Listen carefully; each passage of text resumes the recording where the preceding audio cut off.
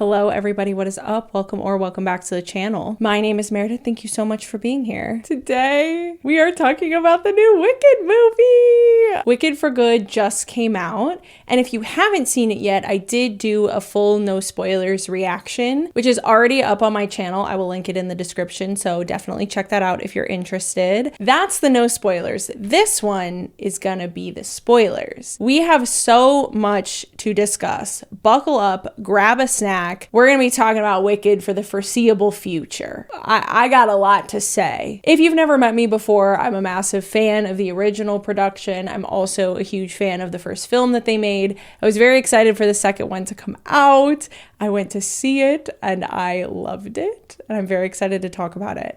But just because I loved it doesn't mean I don't have critiques, and this is something that actually is a little bit different from how I felt walking out of the first film. And I wonder how much of that was actually mindset, because I have been burned by some movie musicals in the past, and so I don't usually go into them with the highest of expectations. And I went into the first Wicked film wary. I was very nervous. I wasn't sure how it was gonna go, and I was ready to be disappointed. And I was pleasantly surprised by how much I loved it. Whereas this time around, because I loved the first one so much, I expected Wicked for Good to be a very good adaptation. And so I feel like because I went into this one expecting it to be so good, when there were moments that I was a little bit like, I'm not sure about that, I feel like they hit a lot harder. And so I do have some critiques, however. Those critiques do not change how I feel overarchingly about the film. I think it's fun to talk about because I love Wicked. I obviously love talking about Wicked. I've made countless videos about Wicked on this channel. Just because I have a lot to say and just because I'm going to critique some things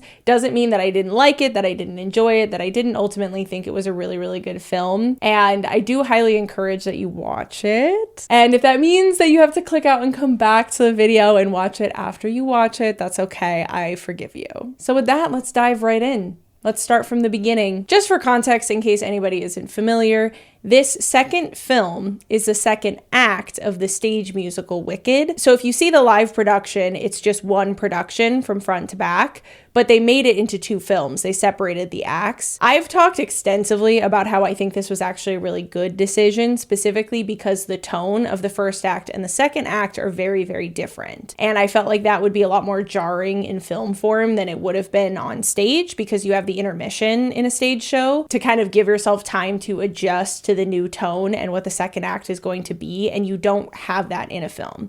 So I actually did really agree with the decision to split them. But this film, Wicked for Good, starts where the second act starts in the stage show. But in the stage show, the second act starts with a song called Thank Goodness, that where the beginning of it is a reprise of the opening song to the whole musical No One Mourns the Wicked, and the second half of it is a song that Glinda and Madame Morrible sing that's kind of catching the audience up of how much time has passed and what the people of Oz believe has happened in that time. And some of Glinda and Fiero's interactions tell us that some of what we're being told isn't reality. And we also see how some of what they're saying isn't reality based off of what we know happened from the first act. I predicted in my trailer predictions video that they were going to separate this into two songs, and they were going to have the song that was the intro to the film, and then they were going to separate Thank Goodness into its whole own song. And I just have to say this because typically the hate doesn't get to me, but I distinctly remember that there was a comment under that video from somebody that was weirdly complimenting me and insulting me at the same time, where they were like, oh my gosh, this video was so entertaining, but your theories were driving me crazy. They're all so stupid. And so the vibe of the comment was really weird because half of it was complimenting how entertaining the video was, and the other half of it was insulting all of my theories and calling them really stupid. And the one that they really harped on was this, I predicted this, and I forgot that I even predicted this, but I'm sitting there watching the film and I'm like, oh my God, I predicted that. And then I got made fun of for it so bad by a commenter who basically called me stupid and said all of my theories were so stupid, but the video was entertaining anyway. Thanks for the entertaining video. It was very strange. I predicted that they were going to separate it into two songs and that they were going to call the first one Save Us from the Wicked, because that's what they say in the refrain that is No One Mourns the Wicked in the first act, and that they were going to completely separate it from Thank Goodness, and Thank Goodness was going to happen like 10 minutes later. I was right about that. You guys have to let me gloat in that a little bit, just because I got so clowned on for that when I said that, and look who turned out to be right. Also, I'm gonna take this off. This is like a vintage robe thing, and I've never actually worn it before. I got it a while back and I thought it would be good for Glinda, but it's actually quite itchy, and I'm learning I should wear a longer sleeve shirt under it when I wear it, but I don't really feel like fully changing, and I have a pink shirt on underneath, so I just really don't want to be itchy. We're gonna be here for a while. So I was right that they separated the beginning part of Thank Goodness and the ending of Thank Goodness into two different songs. So again, I don't know what they're actually going to call this song, but I'm gonna call it Save Us from the Wicked, just to give it some kind of name for us to talk about it. We do get the typical intro, but they take pieces of the song Defying Gravity and they rewrite some of the lyrics, and they have Elphaba sing that, and then they also take pieces of the song Popular and they have Glinda sing that, and they mesh it all into one. So it becomes this introduction back into the story that pulls from multiple songs from the first act, not just No One Mourns the Wicked. I like this in concept. I'll admit to you guys, I didn't love the delivery of it because I didn't feel like there was a lot of effort put into it, unfortunately. And bear in mind, this is on one watch, so maybe in listening to the soundtrack, I'm going to feel completely different. In watching it live, I remember thinking, wait, this is such a cool concept, and I wish they'd layered them. Because when musicals do this, often there is a refrain eventually where everything's layered at once. And imagine how cool it would have been. Because the way that they did it is they separated out the actual very beginning of the song, and then they put in the Defying Gravity reprise, and then they put in the Popular reprise, and then they came back in with the big part with the chorus where they go, save us from the wicked, da, da, da. So imagine if when they had done that, they had layered the Defying Gravity part that Elphaba was singing and the Popular part that Glinda was singing. That's what I thought they were building towards, and I was very, very excited for that. And so when that didn't happen, I was a little disappointed. I think they could have woven it together in a way that would have been really cool. That doesn't mean I'm mad at what they did. I think I just got really excited in the moment because that's what I thought they were building towards. And then when they didn't do that, I was a little bit like, aw, okay. But during this song and a little bit afterwards, we see what was another prediction of mine that I ended up being correct about. So I will just take the opportunity to say, don't ever doubt me ever again. I've never felt more vindicated in my life than watching this. I predicted in my trailer reaction video that we were going to get a little bit of seeing the building of the Yellow Brick Road, and specifically that they were going to pull some of the enslavement of the animals story into that, and we were going to see how the animals are being used to build the Yellow Brick Road, and we did see that, and that's in this opening. What I'm about to say is actually my only real critique for the stage production of Wicked. It's something that I've thought multiple times watching the live show. And so the film basically did the same thing that the stage production does in moments. It's just not my personal favorite thing. I won't necessarily blame the film for that, but tonally, this film was very strange. And the second act of Wicked is tonally very strange because what's happening is very consequential and the story is very heavy and there's a lot going on and there's lives being lost and there's people being enslaved. But then there are these moments where there's almost this slapstick humor and you can tell it's trying to break the tension, and that's fine. But sometimes that to me doesn't always line up with where the characters are at emotionally in a way that I've always felt was kind of weird. And specifically, I'm talking about the witch fight, which we will get to. Obviously, I'm just going in chronological order. I've always felt like that moment in the stage production was so weird because of how heavy everything around it is going on. And yet the way these two characters interact with each other is like a sisterly fist fight. And the tone of it is just kind of strange.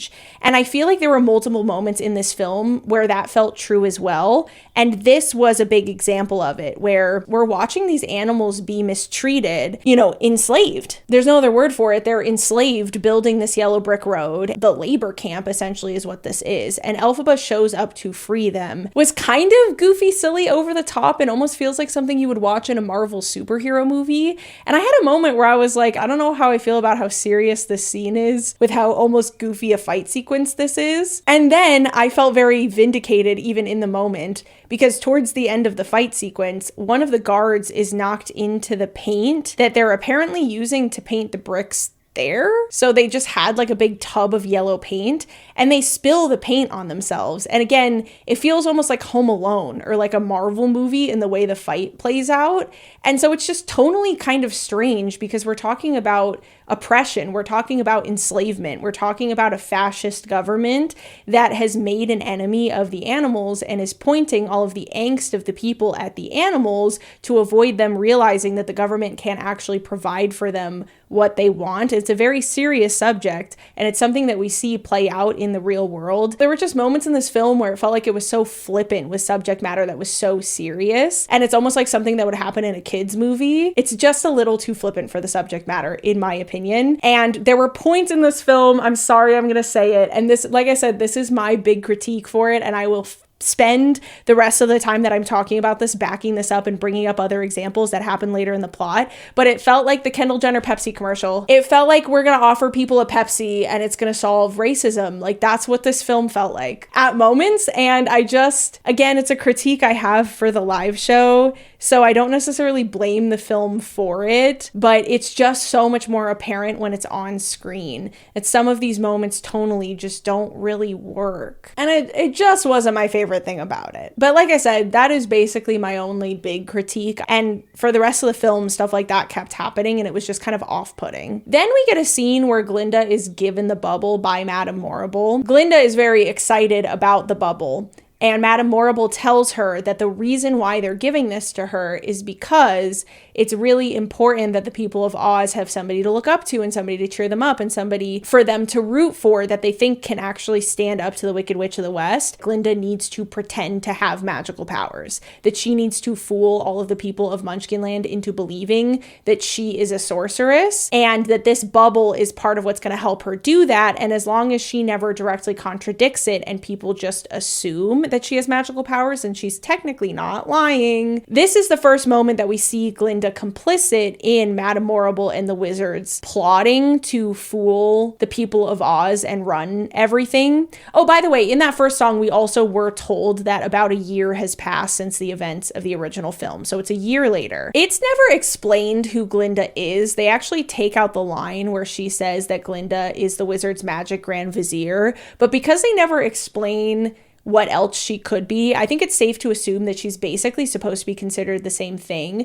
which, by the way, the word vizier means chief of staff. So this is another thing that I feel like has become a point of contention when I talk about Glinda and when people argue with me about Glinda. The word vizier means chief of staff. It's just a different word for it. So if you look up the word vizier, what will pop up is chief of staff or chief advisor. That's what a vizier is. She's his chief of staff, canonically. She's a part of the government, and there's this opening scene where Madame Morrible is saying to her, it's really important that the people of Oz believe that you have magic. This is all part of this show and this sham that we're putting on as this government to comfort them. And so you need to ensure that you never contradict that you have magical powers. And the wand really sells it, and the bubble sells it. And this way people will just assume that you're a sorceress. This will help us fool them. Like, Glinda is complicit in this. And yes, part of the storyline of this film is that she maybe doesn't understand the depth of the harm that she is causing when she does this,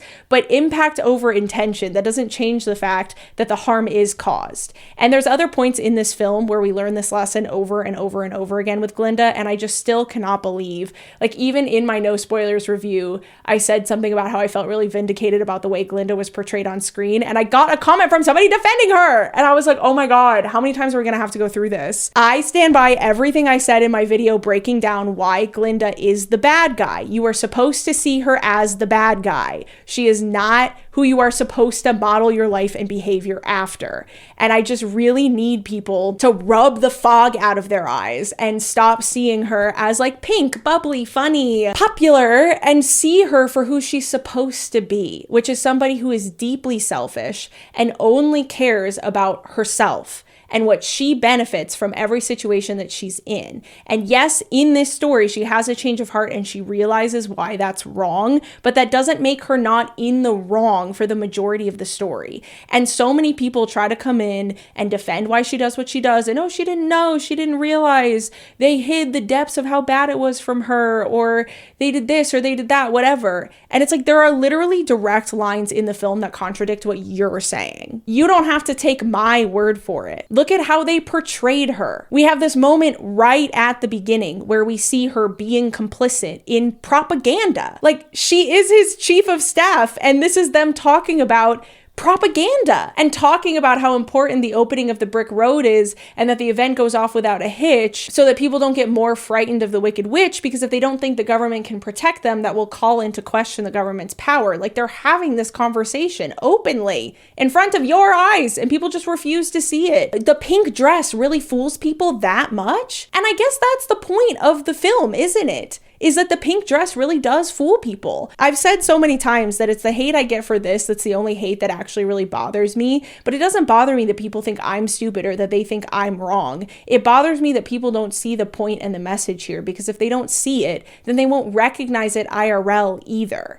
And it's very important, especially now when America is actively facing a threat from a president that clearly wants to be a dictator and is attempting to be a dictator. It is so important for you to be able to recognize when something is propaganda, and for you to be able to see through the shiny image of something to the truth of what something actually is. And Glinda is supposed to be our method for learning that. In this story, Glinda is supposed to be the person who teaches us that by having this change of heart and realizing that she was the villain. Like, she has that moment in this film, and yet people still defend her and say that's not the point. You want to live in your bubble, fine. You want to be just like Glinda and float above all of the problems and not see things the way they are and just believe the propaganda. There's nothing I can do to help you at this point. You gotta think just ever so slightly deeper about your media than this character that I'm being introduced to is funny and beautiful and endearing. So I like her, and she must be a good person, because that's kind of the whole entire point. And it just really bothers me that people don't see it that way, because it's such a marker of then how you're gonna be in your day-to-day life and how susceptible you might be to propaganda in your day-to-day life. Like, if they can directly tell you in the movie it's propaganda and you still don't see it that way, then how susceptible are you going to be to IRL propaganda, you know? In this scene, we see how Madame Morrible is explaining that this is propaganda to Glinda, and that they are actively trying to paint a farce of a situation for the people that is not true. And they are trying to lead the people to believe that Glinda is a powerful sorceress, even though she isn't, because people are so afraid of the Wicked Witch, and they need to believe that the government can protect them from her, even if they can't, because they have nobody in the government who is as powerful as Elphaba is. And so Madame Morrible is literally saying to Glinda, we are intentionally going to mislead the people into believing that you are equally as powerful a sorceress as Elphaba, so that they still trust us. You are a part of that propaganda, and it's very, very important that you play the part you need to play correctly so that all of this goes down without a hitch. And Glinda's like, okay, cool, yay! Yay, I have a bubble that's really fun and a wand that's really pretty and everybody loves me. And so I'm happy to help you spread your propaganda and stay in power, even though you're doing all this awful stuff to the animals. And people see that, and then they turn around and they click into my YouTube videos and they comment defending her. And I'm sure people are going to comment under this one too. And I'll just take the opportunity to say I've read every single comment under my YouTube video that I made talking about why I feel the way I feel about Glinda.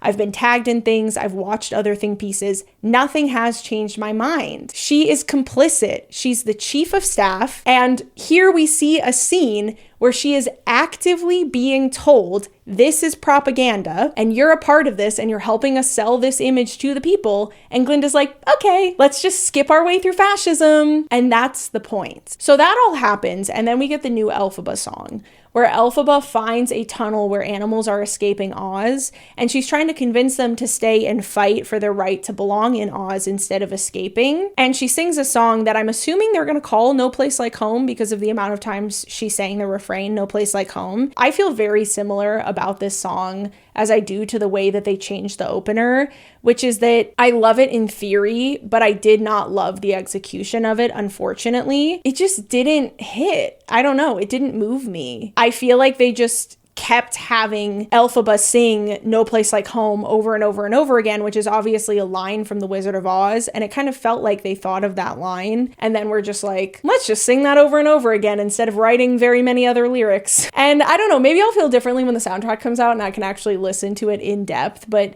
in the film, it didn't really move me and it didn't stick with me. And I was a little bit disappointed by it. And at this point, I was a little bit worried because, like I said, I've been looking forward to this film for like a year. And the first one was so fun and I enjoyed it so much that at this point, I'd already not really loved the opener, but I thought it was okay. I just thought it could have been better. And then we get the scene with Glinda and Madame Horrible, and then we get this. And I was like, oh no. But the good news is that pretty much the rest of the film I really, really, really, really liked. And that's the end of my more serious critiques, although I will bring back up the tone thing a few more times because I do think that's still present. Yeah, I don't know. I just didn't really feel like that song called to me that much. But this is also where we get a more in-depth introduction to the Cowardly Lion, which I appreciate, because in Wicked, we see how the Wicked Witch of the West inadvertently creates all three of the friends from The Wizard of Oz. So we see her make the Tin Man in a bit, and we find out that the Cowardly Lion is the lion cub from the first film. And I appreciated that we got slightly more time with him because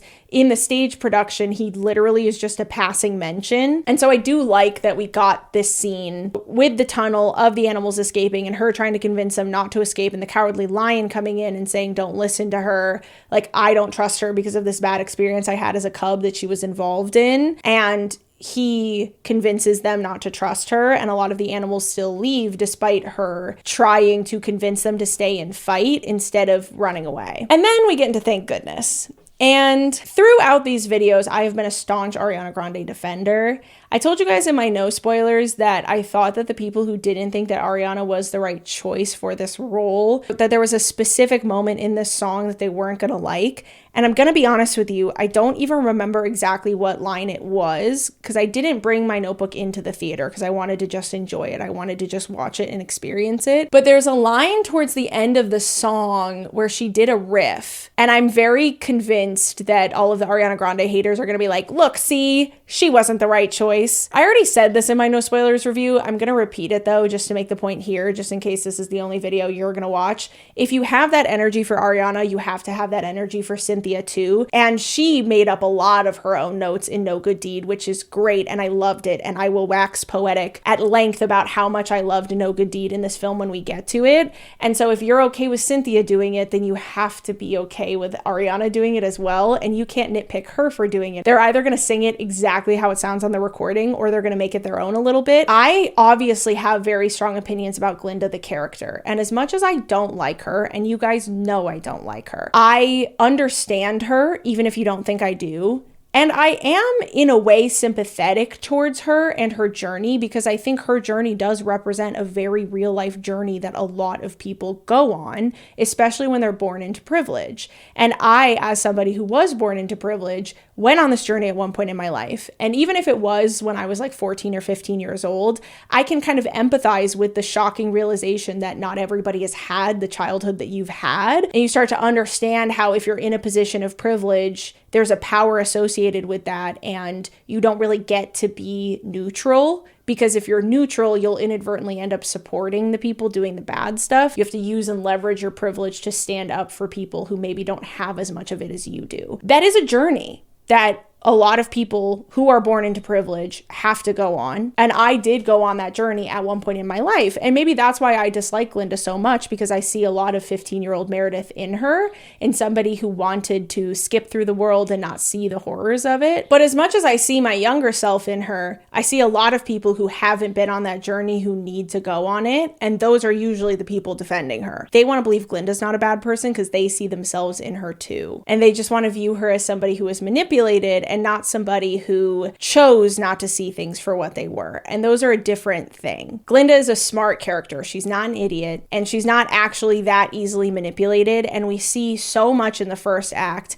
how she uses her power to control the people around her, and she knows she has power over them, and she could have used that power to fight back against the wizard and Madame Morrible, but she chooses not to. And it's the moment where she chooses to do that we actually see the movement succeed, where it hadn't succeeded at all in the past, despite the fact that it was the same exact movement. It's not that Glinda was manipulated, and it's not that she didn't know, and it's not that she didn't see it. She chose not to see it, and she chose to leave herself in her bubble and to not look too close at what was happening around her, so that she didn't have to make the hard choice to give up how she was benefiting from this situation. Anyway, all of that to say, thank goodness is our moment to spend time with her and to see her start to realize this is maybe not the right path for her. This is the beginning of what ends up being her change of heart. And I was missing that a little bit from Ariana's performance. My issue with Thank Goodness in the film is not the added riff, because again, I don't care about that. Ariana Grande sounded amazing. I have no problems with her singing in this song, but I did feel that we were missing a little bit of the complicated emotions of how Glinda feels in this song. And this is the moment where she's starting to realize that she maybe isn't on the right path, and that's a thought that ripples out to eventually become her change of heart. And so if we don't see how complicated she feels about this moment, then that change of heart doesn't hit as hard. And so before the song, there is a moment with Fiyero where they just launch on him that they're engaged, and they tell him this in front of all of the Munchkins, and he had no idea, and he didn't agree to it ahead of time. And he's a little bit surprised by this, but he's also really horrified by the way the Munchkins are talking about Elphaba, and it's a lot of stuff that just isn't true. And we see a private conversation between him and Glinda where he is saying to her, how can you just let them believe all that stuff about her? Like, how does it not bother you? And Glinda is like, I mean, it does, but what can I do about it? And Fiero's like, no, you could do something about it. And she's like, no, I couldn't. And he's like, no, you just don't want to give up your power. And she's like, who could resist this? And he says, you know who could. You know who already has resisted it. And people still don't get it. Oh my God, how many times do they have to deadpan the camera and say it directly to you? The gist of the song is, oh, isn't it a wonderful day? Everything's perfect. It's a facade. It's a farce. She's not actually that happy, and neither is Fiyero. I love this song, and I think it's really important to the message of the show, and I think it's really important to understanding Glinda as a character. This song is Glinda hinting at the fact that she's starting to realize this perfect finale is not all it's cracked up to be, and that she thought that this was what was going to lead to her happiness, but some piece of it is missing. Some part of it isn't what she thought it would be, and she's not 100% sure in this moment what that is. And we watch her actually mentally pull herself out of that thought process a few times and start to lead herself down this path, and to choose to just cover it with like, no, it's a perfect day. Like, who wouldn't be happier? And it's such a complicated song emotionally, and it's very, very, very beautiful when done well. I felt that I was missing that from Ariana a little bit. And I was so sad because I liked her so much in every other part of this. But something about this song just didn't hit for me. And it's funny because I rewatched all of the videos I've made on Wicked in preparation to make this. And at one point I talked about how excited I was for Ariana in the second film, because there are some songs that have some real power in them that I think are going to give her the opportunity to show off the power that she has in her voice. And she did for like one note. And maybe that's why I felt disappointed. But I feel like she only really hit the crossed super strong. And otherwise, the rest of it, it just didn't have that oomph for me. I don't know. It didn't move me. Maybe that's the right way to say it, is like, this song genuinely does move me when I watch the show live. I do understand Glinda and I understand her journey. I just think it's important for people to understand that you are supposed to view her as the bad guy. And her change of heart is what redeems her, but that is a redemption that is necessary because she has failed up to that point to be who she needs to be for the people of Oz. And if you don't understand that she was failing the whole show, then the change of heart means nothing either. And then the show means nothing, and why are we all here? Understanding Glinda as one of our protagonists is incredibly important, and the song is actually quite moving in certain performances of it, and I just wasn't moved by Ariana's performance. And I couldn't exactly put my finger on why. I would need to watch it again to really be able to explain why. But then we see Nessa. And I actually forget if we get a scene with Nessa and Bach before, thank goodness. I might have skipped that. But Nessa is Elphaba's sister, and she is now the governor of Munchkinland because their father died from shame after Elphaba is exposed as the Wicked Witch. And there's one scene where we see her talking to Bach, and we see Bach essentially break up with her, and she says she's fine with it,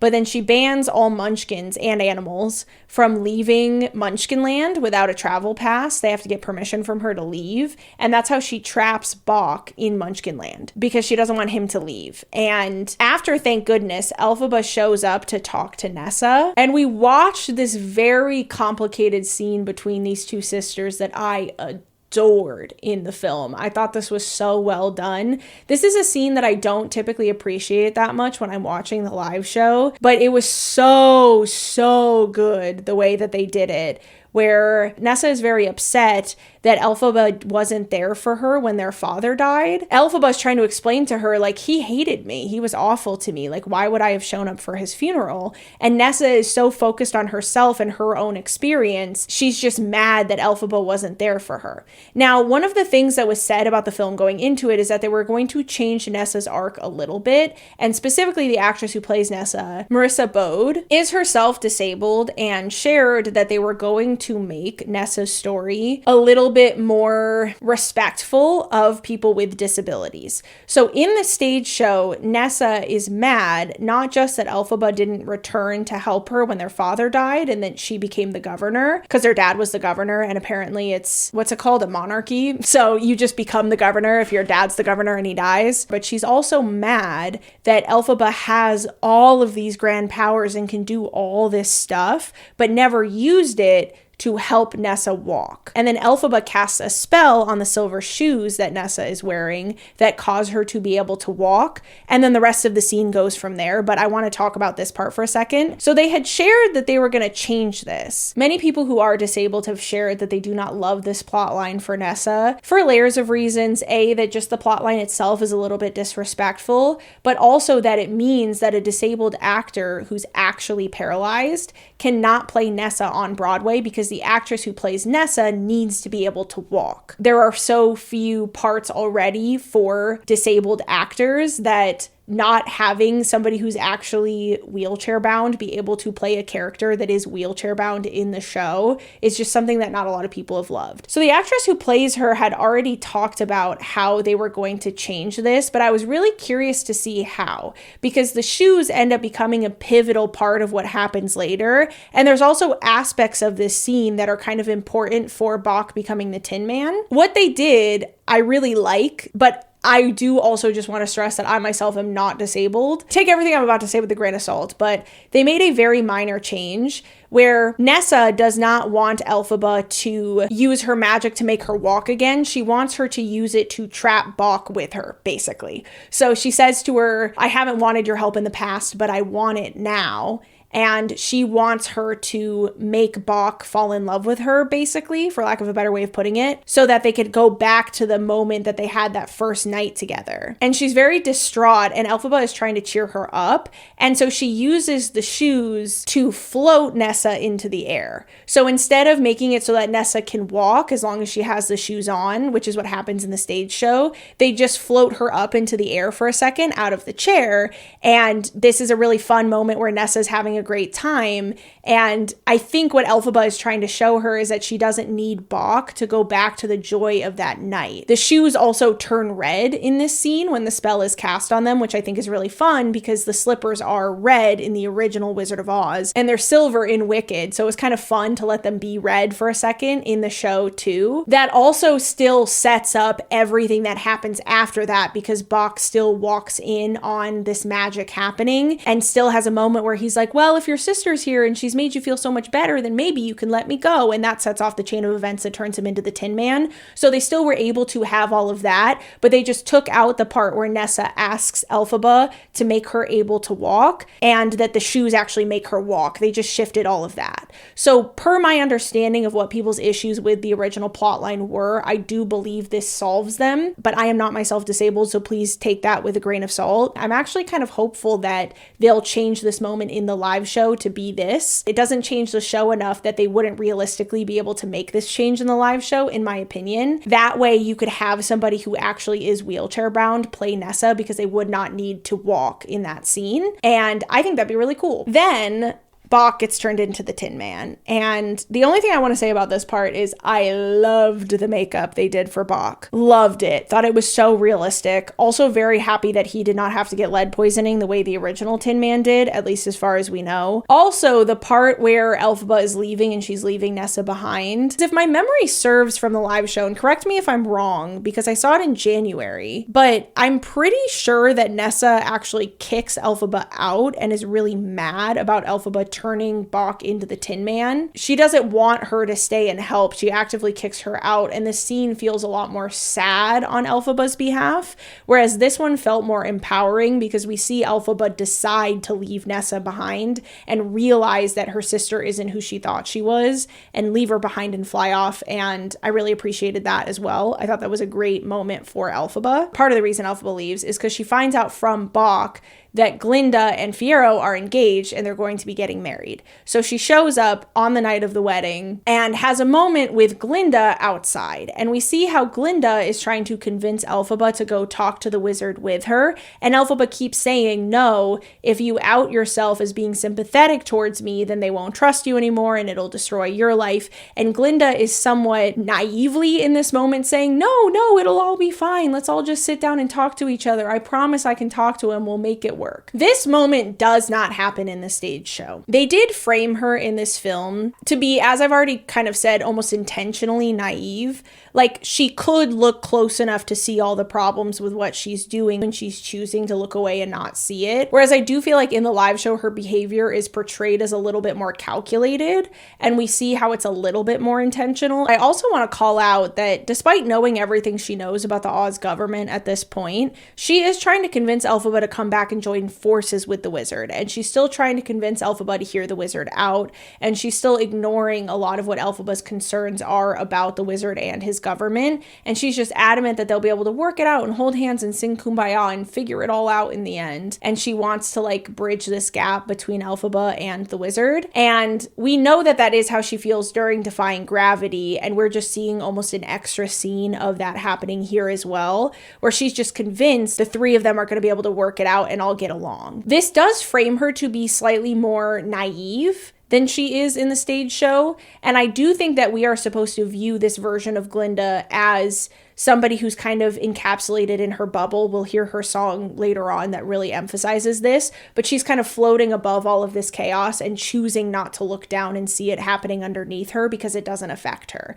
But in reality, she always had the capacity to see what was going on. She just didn't look, and she knew that if she looked too hard, that that's what she would see, and that's why she chose not to look, because then she could give herself the benefit of the doubt. This scene, I feel like, really emphasizes that, because we see how she is so flippant about the wizard's crimes and how much she doesn't care about all of the harm that he's caused. She clearly doesn't care at all about how much they're lying to the people. She doesn't care about the lies being spread about Elphaba, and none of you could argue that she doesn't know about those, because we see many scenes where she knows about those, and she sees the flyers, and she hears what the Munchkins are saying, and she knows it's Madame Morrible spreading this stuff, and she doesn't care. She doesn't care that Elphaba has been slandered in the public eye, but now she's trying to convince Elphaba to come back and join forces with the wizard, and, you know, has this naive, like, it'll all work out in the end. We just need to sit down and talk it out, and I'm sure we could figure it out. And we see Elphaba being like, no, that's not how this is going to work, and telling Glinda, if you tell anybody that you're sympathetic towards me, or if they knew I was here, then you would get absolutely crucified, so you cannot tell anybody that you even know me or like me, basically. And then she flies off to go do the wonderful scene with the wizard.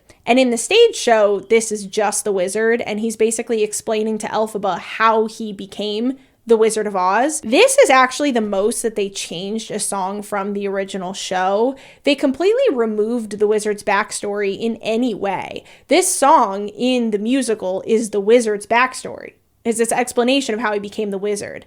In the movie, Glinda comes in, and it is a really funny line, to be fair. It was one of the funniest moments in the show. She comes running in and she's like, why don't you just use the door like a normal person? And she ignored Elphaba, basically, and is going in there to try and help Elphaba and the wizard reconcile their differences. And so instead of Wonderful being the wizard's explanation of how he kind of failed upward into this position and decided to take advantage of it because he was there, actually this song is him and Glinda trying to convince Elphaba that he's wonderful and that the people view him as wonderful. And the wizard has a line that's from the musical, that's a relatively famous line from the show, where he talks about how the truth is what people believe it is. Glinda's standing right there. She hears him say this, and she does not even bat an eye, dude. I know that people are going to watch this and say to me, look, see, she didn't know. She knew. She just didn't want to admit it to herself. And she spends this whole song with the wizard trying to convince Elphaba to rejoin them. And this is also the moment that they sit on the broom swing from the trailer that was so confusing to me. That's why it was confusing, is because this moment doesn't happen in the stage show. Glinda's not in this song at all. This is just a wizard solo. Glinda's there instead, and the whole gist of the song is that Oz is wonderful and he's viewed as wonderful by the people. And so Elphaba has a moment that she does have in the stage show where she says, okay, but you have to stop targeting the animals. And he says, okay, cool. And then she says, prove it, release the monkeys. And he does voluntarily. And all of that happens same in the film that it happens on the stage show. And then the main monkey, Izuri, is that his name? Is that how you say it? Reveals to Elphaba when Oz and Glinda are out of the room. In the stage show, it's just that Dr. Dillamond is in a cage, but in the movie, there was like a whole room of animals in cages, essentially showing that the wizard lied to Elphaba to get her to trust him and that he actually has zero intention of not targeting the animals anymore and not making them the enemy and not enslaving them, and that he is exactly who she thought he was. And I will give Glinda that she doesn't necessarily know about that animal room, but she definitely knows about the Yellow Brick Road animals, and she definitely knows about the amount that they're lying to the people about everything going on. And she knows how much they're lying about Elphaba, and she knows how much this whole government is a farce, and she's just totally cool with it and totally fine with it. And so I don't think that you can say just because she didn't know about the wizard's secret personal animal enslavement room means that she wasn't capable of knowing the depths of the depravity of this government. Again, she just never looked hard enough, and that was an intentional choice on her part to not look closely enough so that she didn't have to acknowledge it, so that she wouldn't have to give up the aspects of her experience that she was enjoying. Again, she like deadpans the camera and says this later on, practically stares right down the lens. So get to the end of the video before you comment. We see how the wedding between Glinda and Fiyero is in progress. And there's a continuity error here. It's clearly daytime when the scene is happening, but it was nighttime before, so this is very weird. The wedding between Glinda and Fiyero starts, and it's while the wedding is going on that Elphaba discovers this room of the animals, and then the wizard walks in. He says some animals can't be trusted, and Elphaba says, I know, and she's clearly talking about him. And Elphaba frees all the animals, and so they run through the ceremony and they ruin the wedding. So Fiyero and Glinda don't actually get married. And this was another scene that is a perfect example of what I mean of the severity of what they're talking about not matching the tone of the scene itself. So we're watching the animals run through this wedding and cause all this damage, and we see Madame Morrible get thrown into a cake. Like something that would happen in a slapstick comedy routine where the villain gets pied.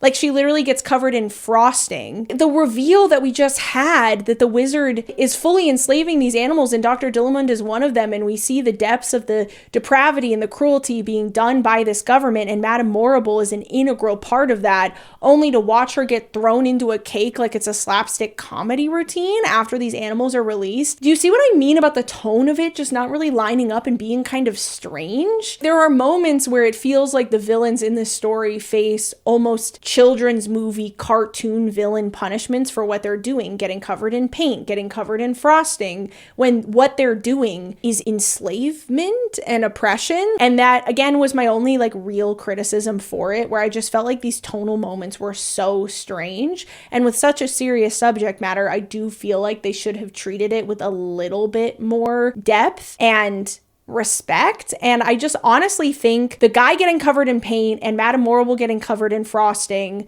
without those two moments, I think I would have felt a lot better about it. They still would have had the witch fight, but I don't think they could have taken that out. People would have rioted. But I think these moments were just very weird for me and very off-putting because you're talking about something so serious. Then we have a scene where Elphaba is still with the wizard and the guard runs in, and Fiyero is the captain of the guard. So he sees Elphaba and he tells all the other guards to go get buckets of water. This is something that pops up a lot through the story. The thing that Fiyero overheard the Munchkins saying that really, really bothers him is that the Wicked Witch's soul is so unclean that pure water would melt her. And so we see these references to that over the course of the story. And this is one of those moments where Fiyero tells the guard to go fill buckets of water to get them all to run out of the room. And then he betrays the wizard and points his gun at the wizard instead of Elphaba and gets him to get into the cage. And it's after all of that happens that Glinda walks in and she sees the intensity of this moment, and she specifically sees the intensity of how Fiyero is looking at Elphaba and assumes that they've had a romantic tryst going on behind Glinda's back this entire time.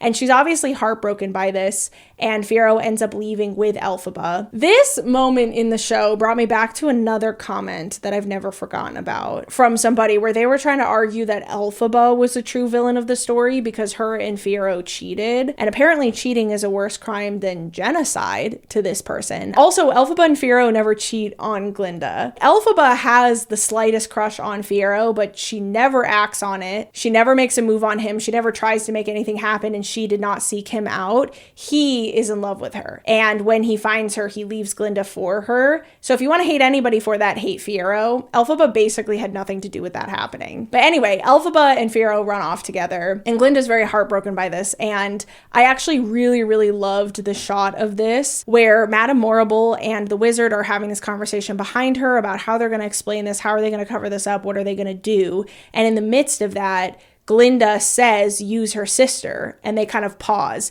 But the whole scene is one long shot on Glinda's face. And so it's a very overt representation of her kind of ignoring the depravity of what they're talking about and being very focused in her bubble on her own emotional journey and what's going on with her. And without even thinking about what the potential consequences of it are, tells Madame Morrible and Oz that she cares about her sister so much that if they spread a rumor that her sister's in danger, that she will fly to her side and they'll be able to capture her. Many people have also defended Glinda by saying that Glinda did not know that Madame Morrible was going to kill Nessa, but I just want to go back to, she feels so heartbroken and betrayed in this moment that she is actively helping them capture Elphaba, and regardless of if she knew that Nessa was actually going to be in danger or not through that, again, part of the point of this is that she's so focused on herself and her own experience and what's going on with her and getting what she wants that she betrays Elphaba to the wizard and Madame Morrible, and was so heartbroken at the fact that her man left her that she was about to get Elphaba arrested. You cannot tell me that those are the same thing. And so even if she didn't know that Nessa was going to be at risk, she knew that doing that was going to put Elphaba at risk, was going to put her life at risk, and didn't care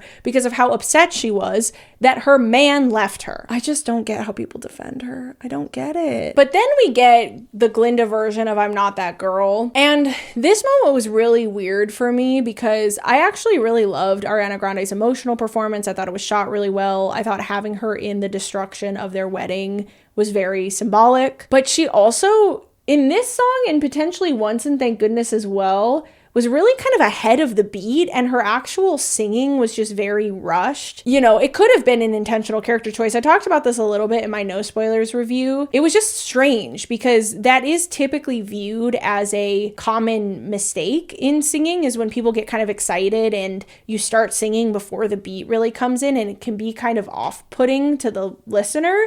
And it's not quite the same as sitting behind the beat. Like sometimes sitting behind can actually really sound very good and very cool, but going ahead doesn't usually. This is very common in, I don't even want to say beginners singers, like you'd be surprised at how common this is actually, is for people to get really almost excited and want to start singing because they know they're about to start singing, and you come in before the measure really comes in and you kind of jump it. But the thing that was weird to me is that those are the takes that they used in the film. So potentially it was intentional, or they didn't mind it enough to use different takes or whatever it might be. I'm not really sure. But it was just a little bit jarring for me because this is typically typically considered something to be somewhat avoided by singers and is often associated with a mistake or viewed as a mistake when people do it. And so it was just like a little bit weird that those were the takes that ended up making the film. But there was a moment where Cynthia Erivo did it too. And I know they were singing live when they were filming it. So I'm not really sure why that is. Potentially it was intentional. Potentially they like those takes the best. And then we get As Long As You're Mine. And I loved this. I loved this moment between Fiyero and Elphaba. It really made me love them in a way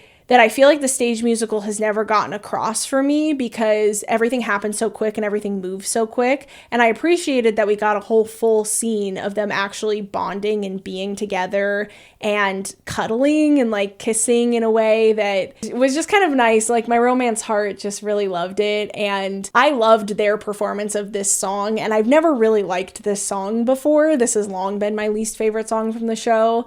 And they did such a good job with it that it actually made me really like the song. And I could see myself listening to it once the soundtrack comes out. So honestly, shout out to them. And then we get the house falling on Nessa scene. And I already referenced this scene in saying that in the stage musical, this is a very weird tonal moment for me. Now I have all of the setup to tell you why that is. We have these two women who have betrayed each other so much in this moment, and maybe at varying degrees. But from Glinda's perspective, Elphaba and Fiyero were having this whole romantic tryst behind her back. And so she's feeling the betrayal of that, but Elphaba views Glinda as somebody who is complicit in the evil that Oz is doing because she low-key is. Also, her sister has just died. And yet they have this sisterly catfight that's such a loved moment from the original show. And I've long felt like it just belonged in a different spot. Like I really feel like they should have had this catfight more at the beginning of this act than at this point in the show, because this moment is such a serious moment with so much going on that them having this sisterly style cat fight has always been kind of tonally off-putting for me. I just don't really think it fits here. I think there's too much baggage at this point in time for them to be so mad at each other in almost like a joking way, or in a way that plays out very funny. Right? And then the guards come and take Elphaba. And here it's clear that she did not realize that this was a trap that they had set for Elphaba. And yet the guards say, oh, thanks for holding her. And so Elphaba believes that Glinda did basically lure her there. But just because Glinda didn't realize this was a trap that Madame Morrible set doesn't mean that it wasn't her idea. Like, it was her idea to make Elphaba believe that her sister was at risk in order to get captured. And even if she also didn't realize that Nessa was actually going to die in this playing out and in this happening, she still had a role in it happening. And her goal in telling them that was to get Elphaba captured. So I don't want to hear it in the comments, okay? I don't want to hear it that she didn't realize that was the trap and she didn't realize she was holding Elphaba there. That is true. In the moment, she does not realize that that's what's happening. And that's part of what clues her into the fact that maybe Madame Morrible killed Nessa, because she didn't know that at that point in time.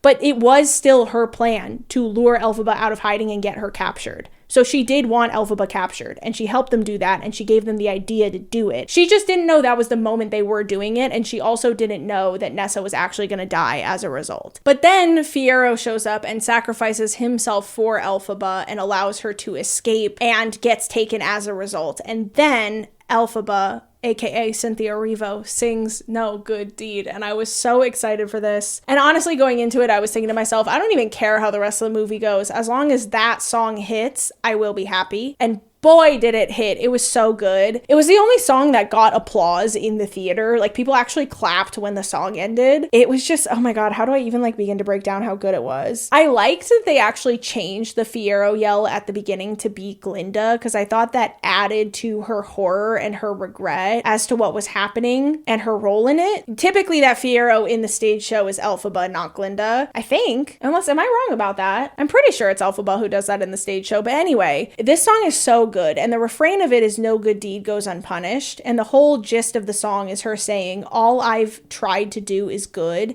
and it's only hurt me in the end, and I've never actually been able to do any good. And so, like, every time I try to do something good, something bad happens. This is her moment of kind of realizing this and becoming the villain everybody views her as. And then she says, I'm gonna be wicked from here on out. Everything about it, Cynthia's performance of it, the way they actually they shot it and framed it. It was so good. I loved it. And I literally cannot wait for the soundtrack to come out. Hopefully it releases Friday. I don't actually know when it releases, but I cannot wait because that is going on my playlists. I knew it would. And I never had any doubts. I knew she was going to deliver. I knew it was going to be incredible, and it was. And from this point in the show onwards, we see how Glinda and Elphaba swap. Elphaba has said, now I'm going to be the wicked one. And essentially her whole plan to be wicked and evil is just to leave Oz and stop trying to help because it's just hurting her so much to do so. This further supports our theme that Glinda being complacent and not standing up for people is the wicked thing to do because her and Elphaba swap places. And now she's the one who wants to do good, and she's the one who wants to help, and she's the one who tries to free the animals. And Elphaba is like, nah, fuck y'all, I'm out. I'm done with this. I've experienced too much pain doing all of this, and I'm not trying to do it anymore. And deuces, I'm leaving, and that makes me wicked. And people still don't get it. So then they do March of the Witch Hunters, which the only thing that I really want to call out about this is I really thought they would change that line. You know the line. You know the one. They didn't change it. I think they should have. And then we get the new Glinda song. And actually, it might have been, was it before or after March of the Witch Hunters? I don't think it matters. This new song is called The Girl in the Bubble. The gist of the song is exactly what I've been saying about Glinda, and that's why I felt so vindicated. I told you guys I felt very vindicated, and I predicted that the added song was going to clarify and emphasize a lot of what I've said about Glinda. And this song is basically about how Glinda is in this bubble that's kind of floating above all this chaos. And she could just look down and see all the chaos happening underneath her, but she doesn't look because she doesn't want to pop the bubble. Despite the fact that she knows the chaos is down there, she chooses not to see it because it would pop her bubble. And she ends the song basically saying maybe it's time for her bubble to pop. And it's her realizing that she has been complacent in the evil that Oz and Madame Morrible have been committing, therefore making her part of the bad guys. And that she's tried to give herself this benefit of the doubt of like, well, I don't want it to be happening, or I wouldn't choose for it to be happening if I had the choice. I wish there was something I could do to stop it, but this whole entire time there was something she could do to stop it. And we see her immediately start to do everything she needs to do to stop it. The second that she decides to do the right thing, everything works out. And that's part of the point of this whole story, is that Glinda was always the one who was going to have the power to get the people of Munchkinland on the side of the animals. And she chose not to use that power to help the animals because she didn't want to put herself at risk. She wanted what she wanted, and she was going to do what she needed to do to get what she wanted. And she just wasn't looking over there at everything else that was going on, so that she didn't have to admit to herself what was over there, so that she wouldn't have to act on it. And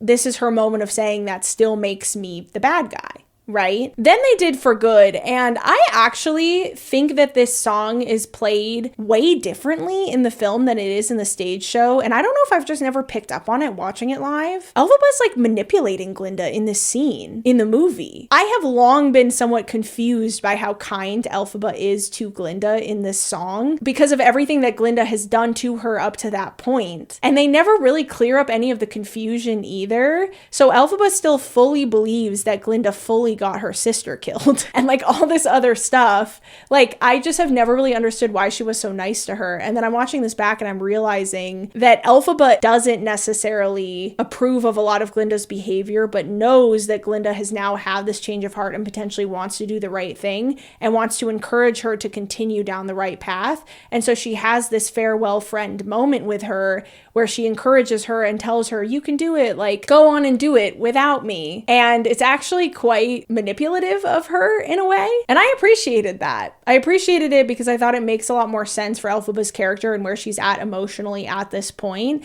And I thought it's a lot more representative of how somebody would actually feel about Glinda at this point if they were in Elphaba's shoes. And she still does tell Glinda that she loves her and stuff, and they have the whole farewell friend moment, and it is heartfelt. And Elphaba does seem upset to be saying bye to her friend. This goodbye clearly means a lot to both of them, but I think that the way that Cynthia Erivo played played it just made me realize how, like, Elphaba being nice to Glinda in this scene maybe isn't entirely benevolent, and she just does want Glinda to go on and do the good that Glinda is saying she wants to do in this moment, and that Elphaba is trying to encourage her to do that, and she knows that this is their final goodbye. And it still does mean something to her because Glinda was the only friend she'd ever had, and I'm sure she does love Glinda, but you can love people and disapprove of their behavior, and I think that came across a lot more in this scene than it usually does when I've seen the live show, that Elphaba doesn't approve of Glinda's behavior, and that's still true in this moment. And then we get the whole I'm melting scene, and Glinda watches it from the cabinet, and I loved how they did this. I love it, because in the stage show, we also don't see it, and we only see Glinda, and we're basically in her perspective at this point, and the rest of the film is more through her eyes than it is through Elphaba's. In fact, the moment they swap places is the moment that the perspective shifts, and we go from the story mostly being told through Elphaba's eyes to mostly being told through Glinda's from then on out. We still obviously see flashes of things they don't know about happening away from them, but still, it's a bit of a perspective shift.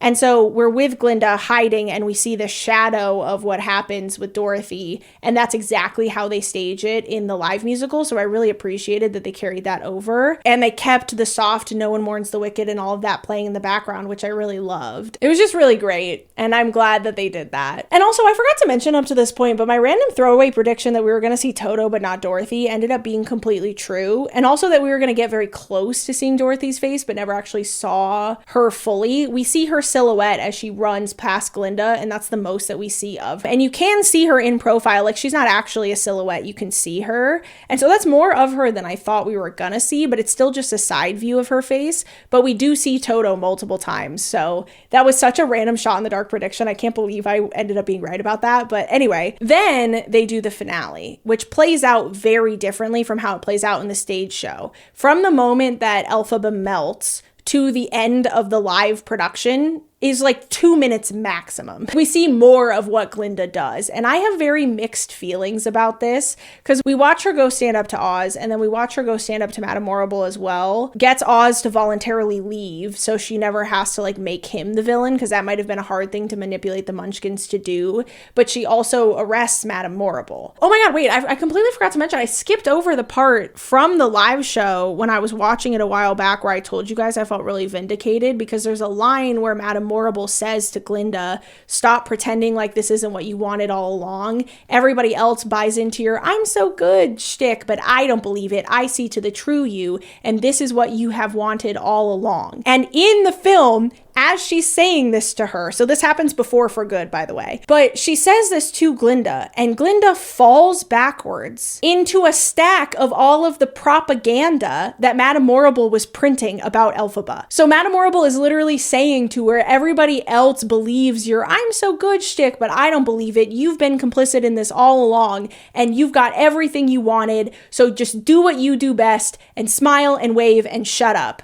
Right? And is basically saying to her, you are our propaganda machine, so just keep being that propaganda machine and keep going with it the way you have been this whole entire time. And as she's saying this to her, she falls onto a stack of propaganda that they have printed about Elphaba. Oh my god, they might as well have written on the screen. Glinda was complicit. Glinda participated in the propaganda. Glinda chose to do that. And maybe she didn't understand the depth of the harm she was causing, but she could have if she had looked for it, and she chose not to look. She knew something was off. People were trying to tell her something was off. Multiple people whose opinions she cares a lot about left her because they disagreed with her that something was off. And even in Thank Goodness, she's pulling herself away from the thought because she doesn't want to think about it, because she doesn't want to admit it, because then she would have to give up everything she has that she doesn't want to give up.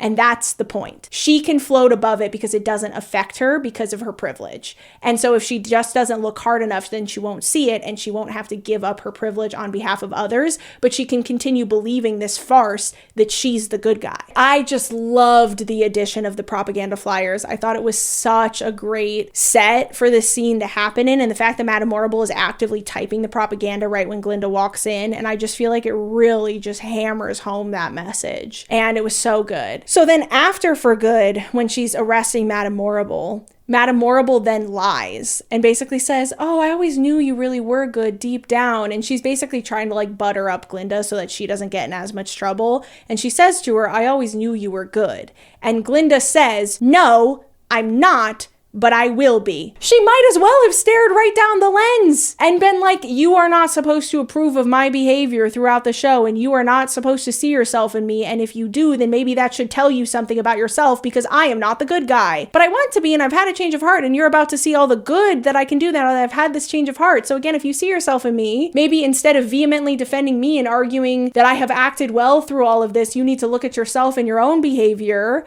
and admit whether or not you're projecting onto me to justify your own behavior so that you don't have to look too closely at the suffering around you, so that you don't have to give up your privilege on behalf of others to prevent them from suffering. And that's what you guys sound like. Like anytime somebody leaves a really long essay comment under one of my videos defending Glinda, it's basically just this person saying, I see myself in Glinda, and that's why I don't want to view her as a bad person. I don't want to view her behavior as wrong because I see myself in her and I think I'm like her. And so I don't want to admit she's wrong because then I maybe have to admit something about myself that I don't want to admit. It literally could not have been clearer. And like I said, they shifted a little bit where in the live musical, it's a lot more calculated, whereas in this one, they do kind of have this she's choosing not to see the evil sort of feel to it. But I actually almost think that that is a better and more impactful message, because I feel like there's probably a lot more people out there